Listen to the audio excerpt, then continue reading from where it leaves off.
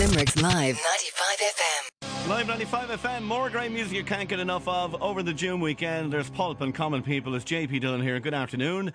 And I'm delighted to welcome you to studio, looking gorgeous with a bit of sunshine, which it probably suits you. Gemma Hayes. Hello there.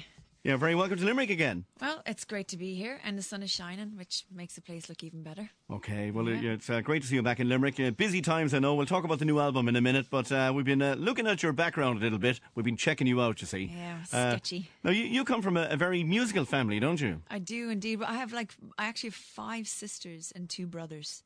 And every single one of them play an instrument, and they're all into different things. So, and my father's also in a band for the past 30 years called the Hillbillies. Wow. I'm sure I must have come across them at some stage. And listen, so it must have been mayhem in your house growing up and everybody playing lots of music and lots of excitement, was there? Yeah, I mean, it's funny. It's I mean, I look back now and I'm really appreciative, but at the time it was just crazy, you know. I used to wear earplugs as a kid. It was because my brother would listen to like Dio and Iron Maiden, and then my sister would be listening to Shaka Khan and Sister Sledge, and then you'd get a mush of both together. And what was Gemma Hayes listening to? I was listening to a mishmash of all of that in the hallway. Yeah. So, listen, you've come up to the kind of a 10-year point in your career at this stage, haven't you? Yeah. 4 albums. Yep. The latest album, is that a bit of a break away from the previous style? There's new stuff in there, isn't there? There is. I mean, I love the acoustic guitar, and there's lots of acoustic guitar on the album, but I wanted to try writing on keyboards and piano just for myself to kind of freshen it up for me. So for me, it is definitely a different approach, but in saying that, it doesn't sound radically different, you know. But I work with David Odlum a lot. And I worked with him on this album because I just think he's incredible. But yeah, I mean, there's even some instrumentals on the album. And have you grown up in the business insofar as, if you go back to the earlier albums, have you now reached a point where you're more involved in the mixing and the production and all of that? Have you grown up, so to speak, in the business? Absolutely. You know, there's a song called Brittle Winter on the album. And I had, at the time, like myself and David, I love him to bits, but we kill each other in the studio. So we had a huge argument, and he stormed out, and I decided, fine, if he's not going to engineer it, I'm going to engineer it myself. So I actually engineered that song myself, and actually did quite a horrendous job. But David Odden came in, and he was really impressed, and he fixed it up. But the fact that I got into a stage in my life where I can sit down at a desk and I can record myself, to me is a feat, because I never thought I'd be able to do that. And the album's only been out for a week or something, hasn't it? It's only been out for a week. Going well? Is it going well? It's going great. It's number 11 in the Irish charts, and it's number 6 on iTunes, and it got a new and noteworthy on US iTunes.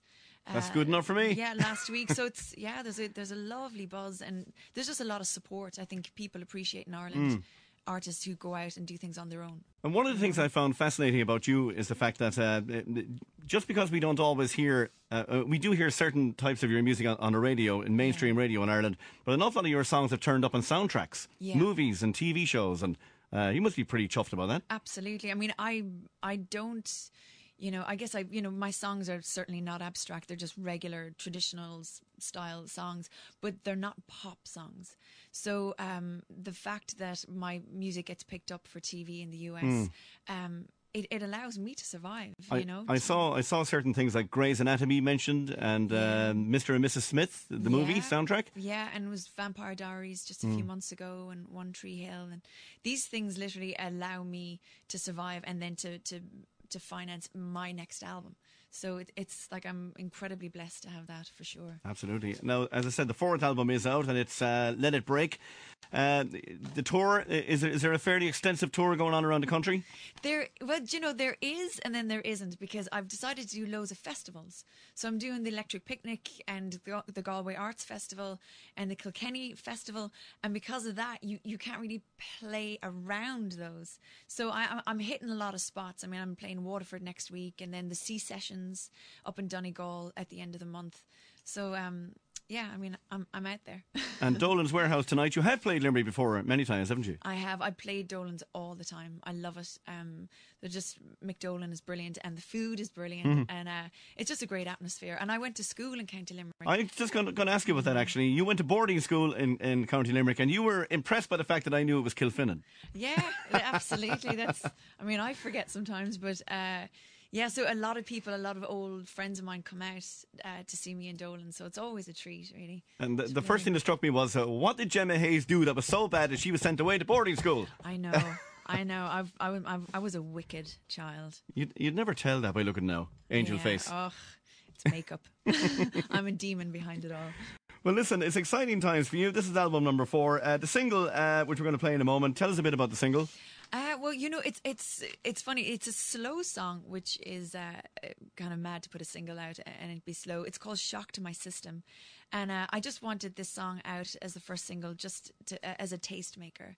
And I'm going to put out something a lot, more upbeat next time round. But this song, it's my favourite on the album, so I just kind of wanted to share it with everybody. And would you be the type of person that would try out new songs on the road first before you'd record them, or would it be the other way around? Would you record them first? I always try them out on the road, because you never know. You think a song is good, and it's only when you perform it live do you even see the flaws or what the weak links that need to be fixed.